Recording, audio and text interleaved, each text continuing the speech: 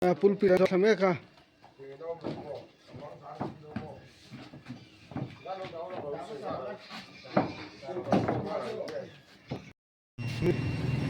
ni gon thai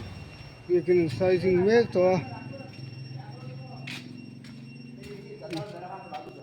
ole ole ten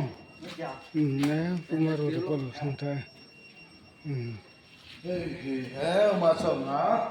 lo peme ka bảo pumar lo kung ta a thei to ko thale we ni po Sẽ có mày cái bà nè mỗi ta cái bà mò anh nấu cái mồi đi moi ta ni à ba sáu này là nấu cái mò thil dangan dom pui na si chu ni lo zaum tlat ro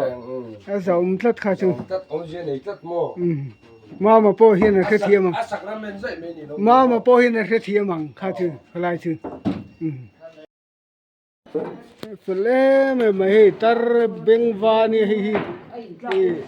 tar fit dan tiang si khani hi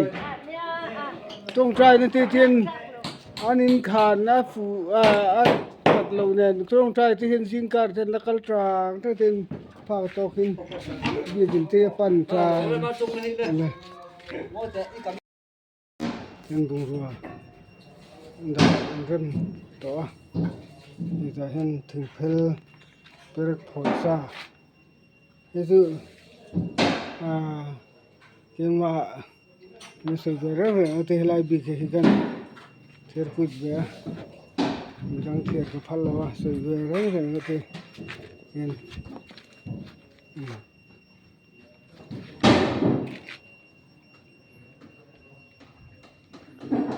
phê phê thì chung ai gần ọ anh ấy vẫn hết lang hi xóm xóm mới thế pi xóm xóm mới thế phê phê thế chung ai cần ở này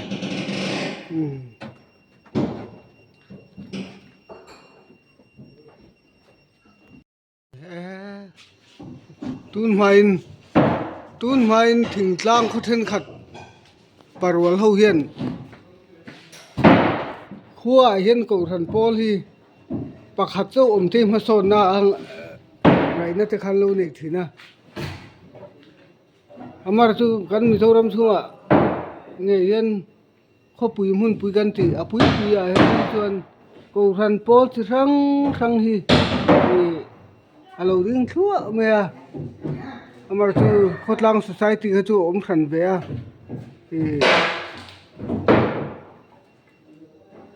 thingtlang kho then khata chuan ko ran pol lian khan society lang society này nè nghe này và in mil tur pi ka ngai na khan nei thi ma se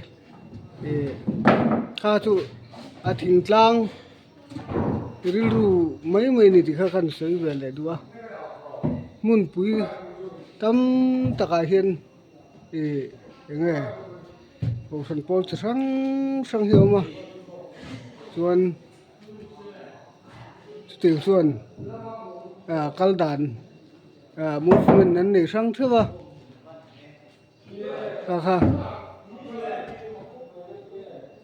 khotlang society kha chu a thani nom bai mai tun main thingtlang kho then khat hian kan khe thiam lo a pa ho hian a big tin yan thiam to he to kin hi ang hi awang hi fit som hi pakhai du fit som li panga ting a ti bal ni fit som li vel bor